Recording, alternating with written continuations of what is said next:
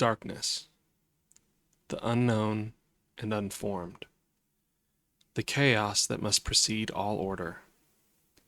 It is the beginning of Toby Fox's magnum opus, and yours, of any great work. Because only from darkness can something grow, but nothing grows for free. In human memory, darkness has only ever been the remains of what came before.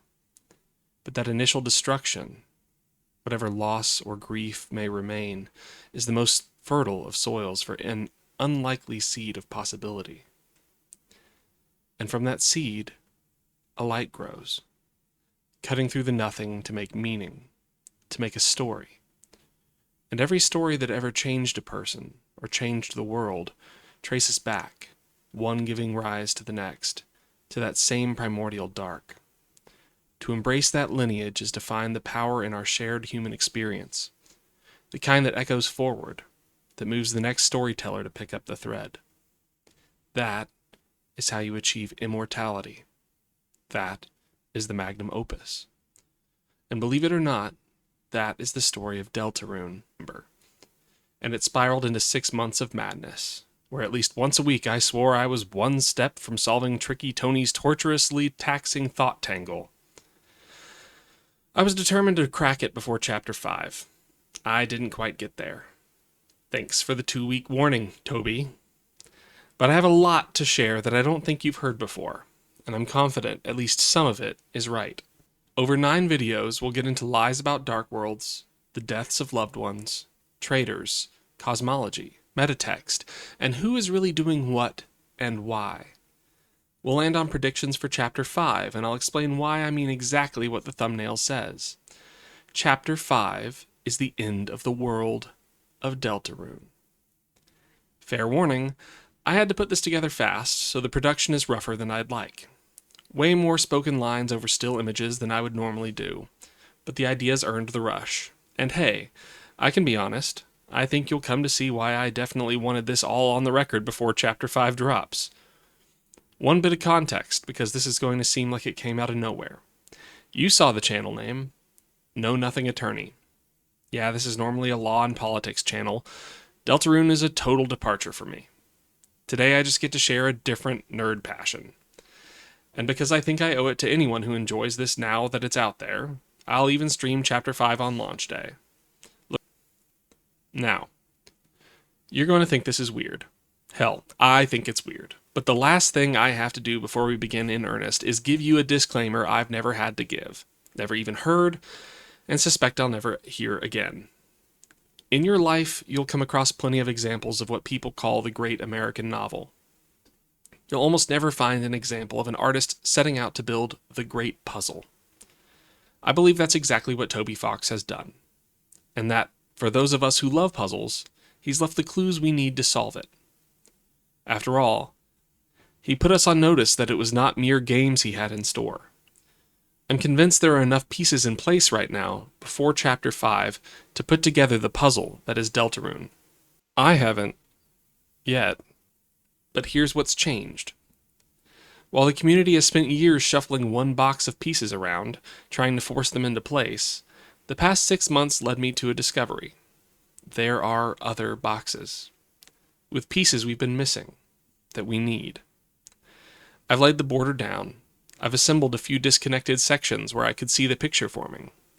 With more time, I think I could fill the gaps. And at the risk of sounding too sure of myself, several of the things I'm about to share, the Deltarune theory community hasn't touched yet. So here's the fork. If you want to catch up before Chapter 5, this video is for you. But if you're like me, and you would prefer to meet Toby's challenge head-on, if you want to solve one of the few true great puzzles you'll ever witness, before the game hands you the answer, this is your spoiler warning. Will I get everything right? No, not yet, but there will be things in these videos you haven't figured out, and once Chapter 5 drops, we'll never get the chance to figure out again. I've done my best to assemble it into one cohesive theory of everything. That's what I'm calling the magnum opus theory. And I feel good about where it says we're headed. I've split it into separate theories, so each one stands on its own. We've got a long way to go, so let's get started. Without further ado, here's where it all begins. The Magnum Opus Theory, Part 1, Hopeless Dreams. This one isn't the most glamorous of subject matters, but it does some important groundwork that we need to cover before we can get to the juicy stuff. We need to talk about how Toby talks to us. Buckle your butts, because here we go. This theory's humble beginnings lie in my casual replay of Deltarune Chapter 1, while I was just wandering around checking random objects. That's when I found this innocuous throwaway joke on a poster in Toriel's classroom. It's a poster of several basic shapes: circle, oval, square, hyperdodecahedron. No, I thought, that can't just be a joke. It's so hyper-specific. The game is already uniquely about echoes of realities inside other realities. What if this poster was a clue? One of many keys Toby placed to drive the player toward realizing what he's been shoving in our faces the whole time. Persistent literalism. What one might call hyper-diegesis. No, not that hyper-diegesis. Our own concept of hyper-diegesis. Referring to all the hyper-specific, hyper-literal breadcrumbs he buries in plain sight. I'm repurposing the word. Persistent literalism. The idea that game language meant for you, the player, keeps turning out to be real inside the fiction.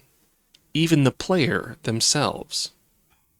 If you're unfamiliar with the underlying concept, diegesis describes something in the fiction that the consumer experiences and that the inhabitants of the fiction experience too. The most common example is diegetic music. Music the characters can actually hear, like a song playing on a car radio in a movie, not just on the soundtrack for us. Or this moment in Chapter 4, when Ralsei is briefly concerned that Susie hears the game music diegetically for some reason. This started as nothing more than an inkling, but it was easily tested. Toby constantly feeds us at least one thing that speaks the universal video game language of, this is meant to be digested by the player, not the inhabitants of the fiction. Colored text. If we can find a diegetic meaning to the colored text, this scent trail might lead somewhere. There are several colors of text, but two dominate: yellow and red. And they split along a single line: operation and solution on one side, emotion and impact on the other. Yellow is player-facing in two senses. First, operation, the mechanics, the instructions, the labels that you use to run the game, but also solution, the puzzle pieces, the terms Toby slips you to turn over and decode. Who are the heroes, really? Why does Lancer keep calling us clowns in yellow, and what does he actually mean by that? Things that already carry special meaning for the player, or will once you've solved them. And red is the other thing entirely, not operation, not solution, but emotion, pain, and impact, soul perception. The moments the game stops talking to your hands and starts talking to yourself. Where you identify with what's happening, where the interaction can leave a mark. Real, but non-physical pain. And the game knows exactly what it's doing. Before it will even let you play, its creator makes you sign for it. Not injury to a character on a screen, to you. In its own words, you acknowledge the possibility of pain and seizure. And once you've got that split, you start catching it where there's no color at all. Take our uniquely eloquent friend Spamton. You've clocked the silly brackets, but did you notice there are two kinds? Single and double. Run them through the exact test we just built. The single brackets are the yellow side. Pure game function. A ring, a deal, money, bullets, products, mechanics, the things you operate. The double brackets are the red side. The moments a word could be heard as something more, something that could actually hurt, or that's quietly pointing at an ending. Price is so low, everyone I know is dead. A great deal, when talking like a kind of demon pact, or for a limited time only. And if you read that last one again, because the double bracket is staring you in the face, you can notice that the most worn out phrase in sales is here about a clock running out on a person. It's a threat. Now, it's not perfect. We're still missing some pieces to crack the code entirely, as Spamton uses some words both in yellow and in red, like soul or big shot. So we need a little bit more to understand, but this is enough to get us going. Because it's not just him that's hiding colored text. Have you ever noticed how odd it is how people talk about you? Mayor Carol Holliday isn't the only example, you know. She's just the key. More frequently than you've likely ever realized, monsters are talking to or about the human soul, whether or not they realize that's tantamount to speaking to the player. Before we look at examples, let's remember some basics of human and monster history and biology. Undertale's human-monster war made at least 3 things very clear. 1. Humans had no trouble harming monsters. 2. Humans were so much stronger that monsters were no match, but a monster who did defeat a human could absorb its soul. And 3. Humans locked monsters away beneath their feet because they feared exactly that power. So how do we actually tell a human and a monster apart? Maybe it's that monsters are made mostly of magic and humans mostly of water? Hell, you might think it's obvious. After all, this is a human. But what about this? The squat, round-headed, two-armed, two-legged, benippled ficus licker. Could a monster really tell the difference? Especially when, as Monster Kid reminds us, it's kids who wear striped shirts, not just humans. And I'm not just theorizing here. There are many examples in Undertale that point to an inability of your average monster to tell that Frisk isn't one of them. After all, that's how Frisk walks around talking to monsters without issue. But we don't need a stack of evidence. Let's just look at one particular event. In the pacifist ending, Frisk can talk to Bratty and Catty, who are ecstatic about the destruction of humanity. At this point, the player has the option of revealing that they are, in fact, human. Much to their surprise.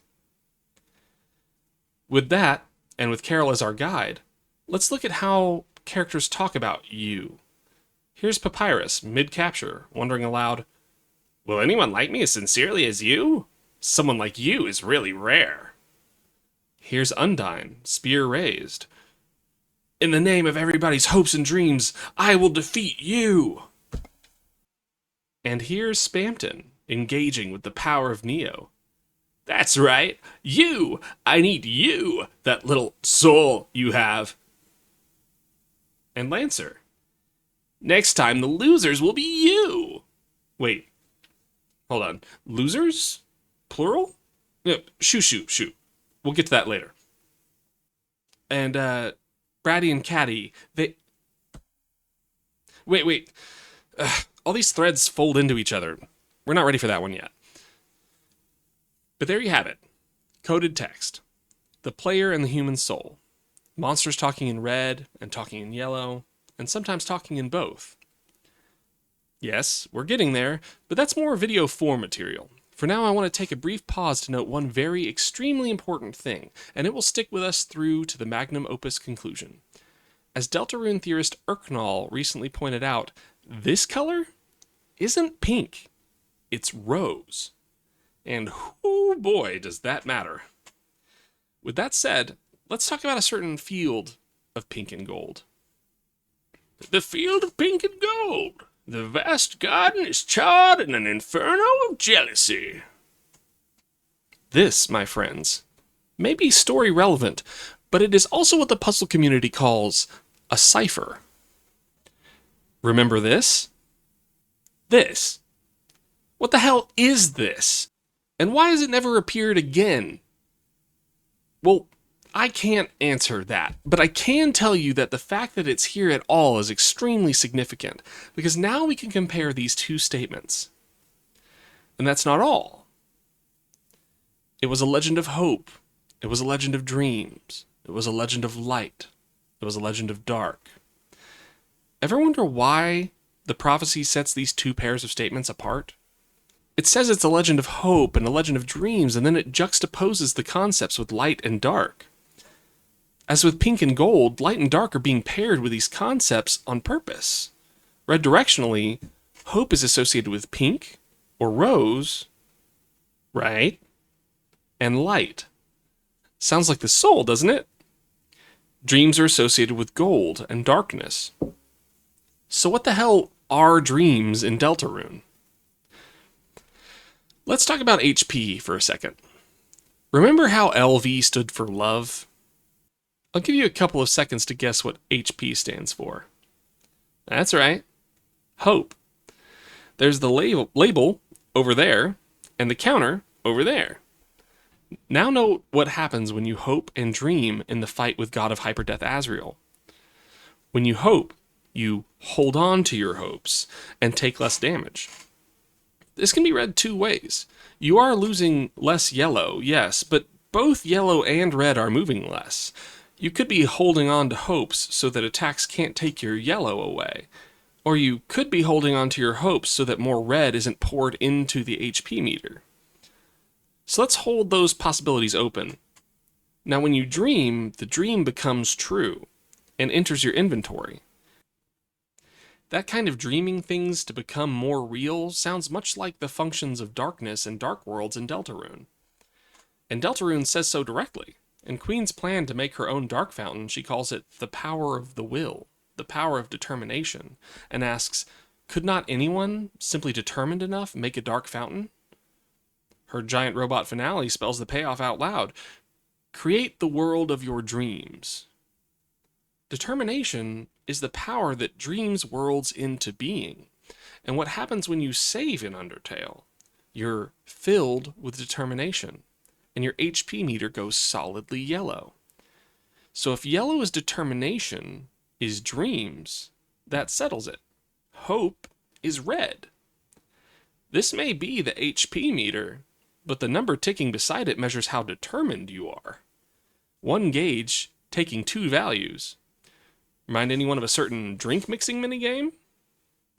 And when Azrael uses his final attack, it is depleting the power of his determination over your HP. Your hope fills 99% of the meter. 99.9, 99.9999999, until his determination collapses and his dream ends. But this leads to a curious conclusion. It's game over when your hope is full, not empty. Think about whose world this is. To the worlds of Undertale and Deltarune, a player at full determination is the worst possible news. Don't take my word for it. Haven't you destroyed their world at least once? Your determination equates from the world side of the screen to hopelessness. Now, Undertale sacrilege incoming, so bear with me. I know the fandom thinks of the Red Soul as determination. It's 101 class level stuff. But that's a misread. Welcome to 201. If you pay close attention to the early parts of video 3, you'll know exactly what the Red Soul's attribute is called. But for our purposes today, the Red Soul is gifted with possibility, with choice. But it is you, the player, not the soul, that determines the choice that is made. And yellow is our color. Yellow is the color of determination. And you can think about how the game defines it for a moment. Justice. Surefire accuracy. The reduction of option to outcome. And that takes us to the final pairing we need to map onto this structure today. If you've spent any time in the theorist community, you know Puppet Cat is an elemental pairing in this game. Puppets are easy to read.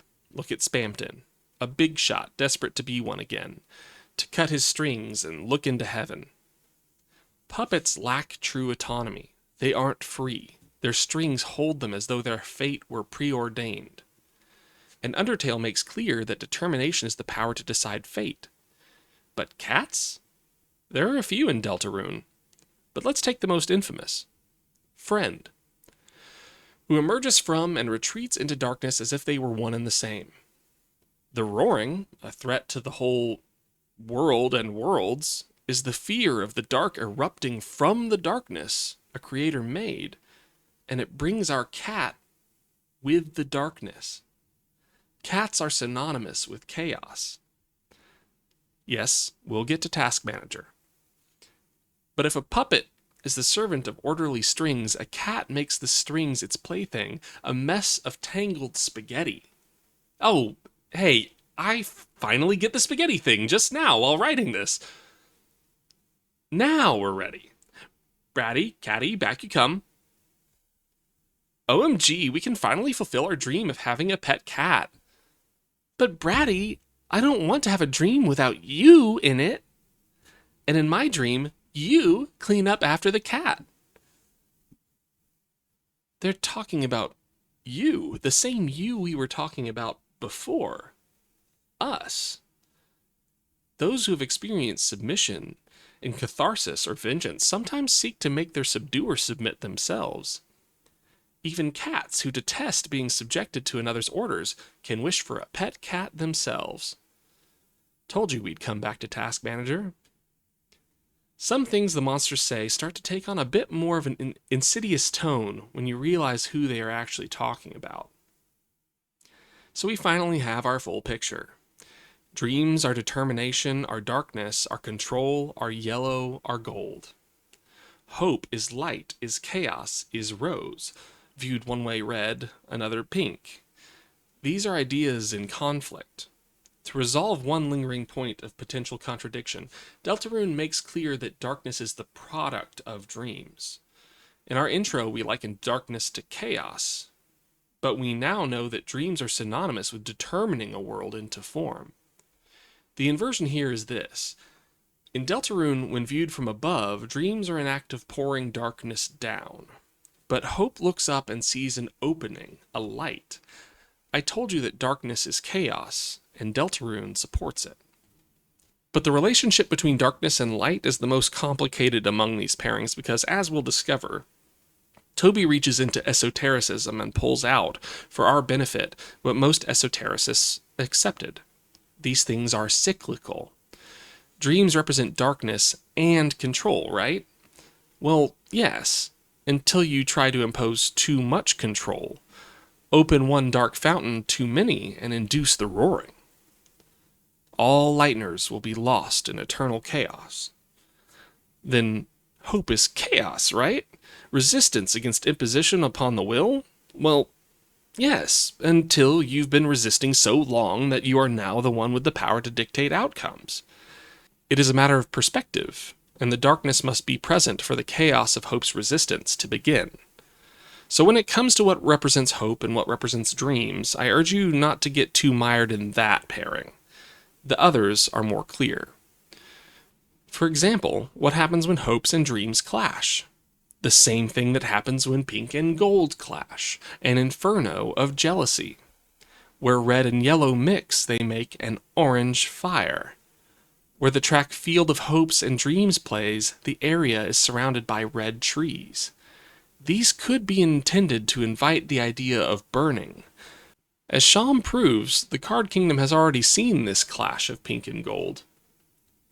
This land hasn't seen this much chaos since... Well, you don't need to know about that. We are standing in the aftermath of something.